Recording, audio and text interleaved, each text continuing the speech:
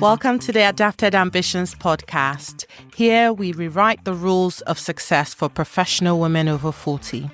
This is the place where experience meets reinvention and where we tackle bold career moves, inspiring pivots, and strategies to help you create a career and life that you truly love. My name is Ada Offonry. I am a talent leader and career coach with years of experience partnering with professionals at pivotal career crossroads. I've seen it all, from climbing the corporate ladder to leaping off it entirely, and I'm here to help you figure out your next big move. Because let's be honest, the so-called career rules we grew up with, they're really outdated. Your experience isn't just valuable, it's actually your superpower. So I'll show you exactly how to use the superpower to create your best chapter yet. Whether you're thinking about a career change, launching your own business, or you just want more purpose and balance in your work, you're in the right place. Welcome to Adapted Ambitions. Let's dive in. Welcome to today's podcast episode. We're going to be speaking about the art of negotiation, getting what you deserve in your next role. Obviously, the primary focus of this will be around salary, but I'm going to cover other areas that you can and should definitely be negotiating on. Now, I want to focus on this from the perspective of strategies for mid-career professionals who are navigating their career pivots. Being able to negotiate properly is something that affects all of us. This particular topic of negotiation matters because it's not just about the paycheck, it's also about recognition, benefits, flexibility, and securing a role that aligns with our values and life stages. So I'm going to start with looking at some statistics. In the UK, women are still earning 90 pence for every pound earned by men, and the gender pay gap for women in their 40s and 50s is among the widest. In the US, women earn about 82 cents for every dollar men earn on average, and the gap widens when you look at Black women and other women of color across the board, but especially those in leadership roles. 2023 LinkedIn survey found that globally, women are 15% less likely than men to negotiate on their salary, often due to fear of being perceived as pushy. And I have to say, in my sort of experience over the years as a headhunter and also as a career coach, I see it all the time. Women are often less keen to negotiate on their salary and are more likely to sort of undercut their value. So it's a really important topic to discuss and a really important skill to discuss, because being able to negotiate your salary isn't just about helping you increase your income, but is also about the impact it has on your career trajectory, retirement savings, overall quality of life, freedom, ability to make decisions that impact you and those you love and the causes that you care about. So this is a really, really important topic. So let's look at a number of aspects that concern salary negotiation that people do not often think about or speak about. So the first thing is understanding that your mindset matters. If you have an unhealthy relationship with money or think negatively about people who earn a lot of money, it will impact you when it comes to negotiations and really going after what you're worth. The other thing to think about, number 2, is that your self-esteem matters. So having a strong sense of worth and knowing your value is really important. And this isn't about being delusional and asking for $1 million when you're just starting out in your career, but it's about believing in yourself and knowing the value that you can bring to the table. The third thing is that doing your research is really important. A lack of knowledge often keeps people at two extremes, either accepting salaries that are below what they should be asking for, or being completely out of kilter with the market and requesting salaries that are unrealistic relative to your experience and your skill set. So you definitely want to take the time to educate yourself about salaries in your niche area so that you have a really good understanding of the range of salary that is available to you. And, you want to do this by utilizing resources like LinkedIn Salary Insights, Glassdoor, Levels.fyi. There are a number of other industry and role-specific resources that will give you a really good sense of what salaries are across different companies and industries. You also want to be sure that you're speaking to recruiters and headhunters, and if possible, if you're able to, also speaking to peers to understand a lot more about overall compensation, salary, bonuses, benefits in totality, but also in terms of how these packages are structured. The fourth thing is that the reality is that the market, pins your value based on what you're able to do, amongst other things. And so, you want to be sure that, you're definitely engaging in continuous education and improving your skill sets. Part of the reason why it is easier for some folks to negotiate better salaries than others is that they're simply more informed on subjects concerning their industry than the average person. And this is not just about experience, but it's about understanding the industry as a whole, understanding the issues that impact your industry, and being able to speak intelligently about all of those things. So experience plus enthusiasm plus knowledge really goes a long way when it comes to being able to negotiate properly. And the last point is that practice makes perfect. Salary negotiation is ultimately uncomfortable for so many people. That's why, people either do it really badly or they don't do it at all. And so it's important to practice negotiation as often as you can, especially when the stakes are relatively low. And what you'll find is that if you're able to do that when you have relatively low stakes, you build the muscle, and so that you can utilize the skills that you develop over time when the stakes are much higher when it comes to pivoting to a new job or career. So let's dig a bit deeper and talk about specific negotiation conversations and how to navigate those. So the first thing I'll say is that timing really matters. So sometimes you find people trying to negotiate salary right at the start of the interview process before you've been spoken to. And oftentimes that sort of first round of interview is a filtering stage and you have zero leverage.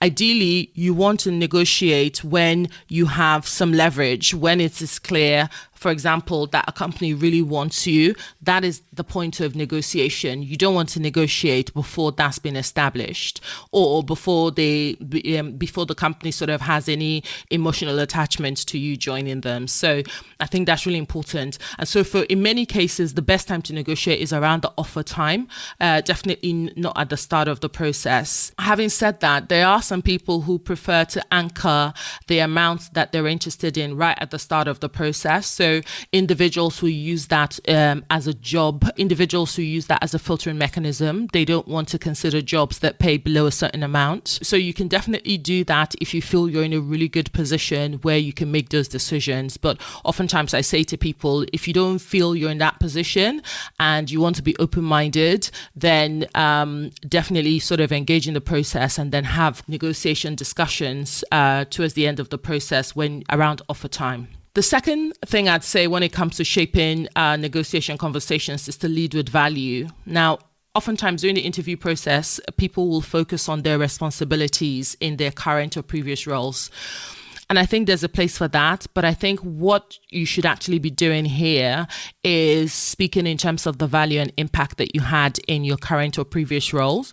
So for example, how you were able to impact revenue and profit, how you were able to help reduce costs, improve efficiencies, whatever your responsibilities are, you need to be able to tie it back to how it impacted the business that you're part of. And you need to be able to quantify the impact that you had and the value that you brought to the business as much as possible. That is what has a strong impact on your ability to negotiate a really good salary for yourself. The other thing around shaping salary conversations is that you need to be calm and relaxed and understand that negotiations are discussions and don't need to be combative. You can tell that because some people are very nervous around salary negotiations, they become really defensive and, dare I say it, almost aggressive when it comes to negotiating salary. And that's definitely not the best way to go. Ideally, you want to be relaxed, you want to be calm, you want to really sit in the pocket of knowing your value and your worth, and you want to operate from that place. The other thing is that you need to really be clear on the various areas that you'd like to negotiate on and areas where you have a firm boundary on and other areas that you're open to sort of giving a little. And this is really important. Oftentimes people come into some negotiations wanting to sort of have a boundary on everything that they're negotiating on and don't want to give a little. And really the trick about negotiation is that you really ideally want both parties to leave happy and feeling that it's really worked out for them. And if you're the only one who's coming out of a negotiation happy or the other party, then I don't think the negotiation has really been successful. And you also need to be clear about your walkaway point before you start negotiations. So oftentimes people don't have this and the conversations can sort of meander for longer than they need to. So having that clarity on the areas of negotiation, where you have very clear boundaries and areas where you're happy to give a little and your workaway point are all really important. The other thing I'd say is don't feel the need to make a decision in the moment, post or during negotiations. You can actually walk away with the information that you have and reflect upon it before deciding on what your next steps are. Oftentimes people feel the pressure and so will agree to something. And then upon reflection or upon conversations with people who are close to them, renege on the decision that they made and want to come back to negotiate further. Having that approach really leaves a bad taste in the mouths of the counterparties that you're negotiating with. So, even if you think that you might accept something or you might reject something in the moment, my encouragement is always to just, take it away, sleep on it, have a think, and then come back and feel grounded in the decision that you're making. One note of caution is to be aware of the influences of others guiding your discussions. Now, by all means, when you're negotiating, especially salaries and things like that during career pivots, you want to seek the counsel of those that are close to you and those that care about you, but you need to be mindful of situations where those people might lack the insight and experience of your specific industry and niche. It's okay, I think, to be influenced by the opinions of others and for them to kind of raise things that you may not necessarily have considered, helping you make a more informed decision. But ultimately, the decision rests on you, whether or not you want to accept the offer. You ultimately have the most context and most information.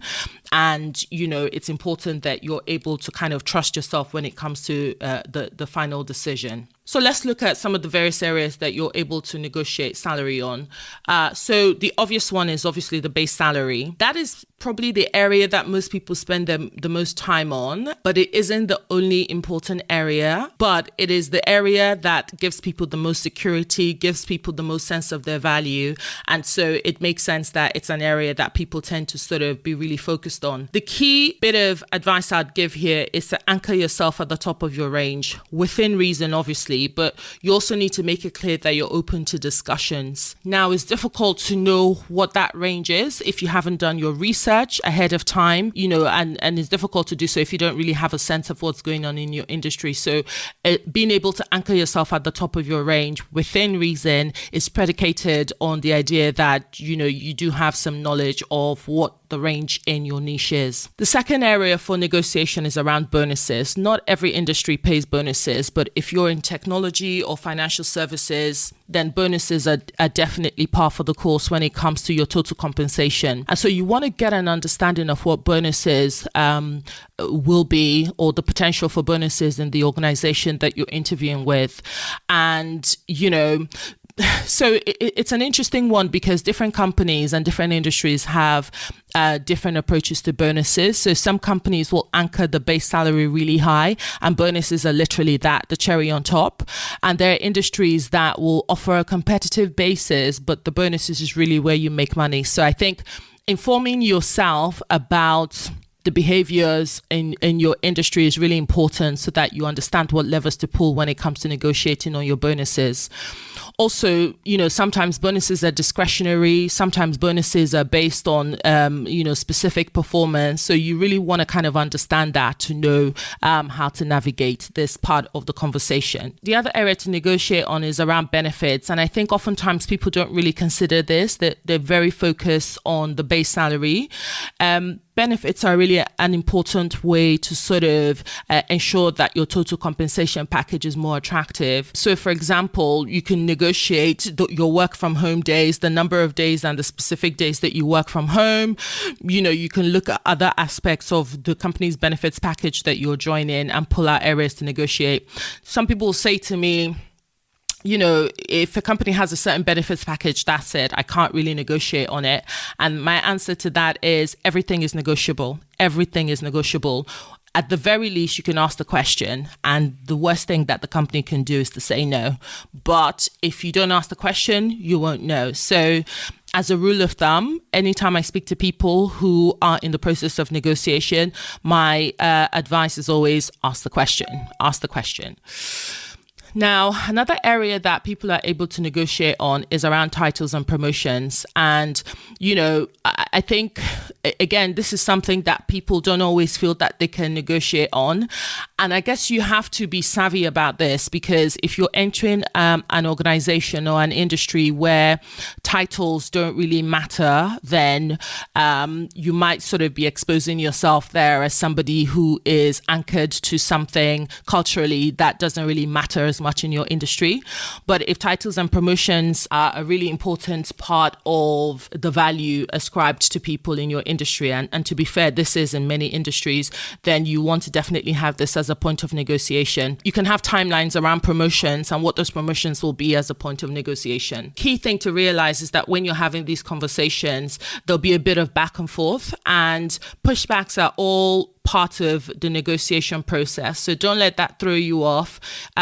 Instead, do try to figure out a solution that works for you, and ideally that works for both parties. Pushbacks aren't anything to worry about. Let's look at some real kind of practical tips when it comes to negotiating salaries and compensations, and, tips that you can really kind of take away and implement immediately. The first thing, I mentioned this earlier, definitely prepare as thoroughly as you can. Know your numbers and practice. Role play with a mentor, record yourself role playing when it comes to negotiation, and watch yourself back. Role play with a trusted friend. Role plays are an important way to really gain confidence when it comes to negotiation. The second tip is anchor yourself high, but be realistic, right? So being able to anchor yourself at a high salary point is based on you having done your research. The third thing is definitely ask questions, right? So oftentimes people negotiate, but it's based on a lot of assumptions. And what you find is that if you're open and you ask great questions, you're able to solicit significantly better information that will aid you in your negotiation. So you might want to ask questions around what flexibility options are available, what is the range for the salary, things like that will help you make an informed decision and know how to sort of pitch yourself. The fourth thing is to think beyond salary. We've talked a little bit about, looking at benefits, looking at titles, looking at, other things that can enable you have a higher quality of life, time off, holiday, flexible hours. All of these things can really add significant value to your overall package. And the last point is always get it in writing, right? So if you've had a negotiation verbally and you've had an agreement in principle, always be sure that is followed up in writing, and take your time to really read through it and agree to it in writing as well before moving forward. Worth noting that negotiation isn't just a skill, it's a mindset. And with preparation and confidence, you can really secure what you deserve and set yourself up for long-term success. What I would say is, if you're someone who's listened to this and the idea of negotiation just fills you with so much dread, I'm going to encourage you to try one of today's tips in your next negotiation and actually try to negotiate on something really minor with low stakes today and see how that goes. So I hope that's helped. Thank you for listening to today's episode. Do let me know if there are other topics that you would like me to think about creating an episode around, and see you next time. Thanks for listening. Bye-bye.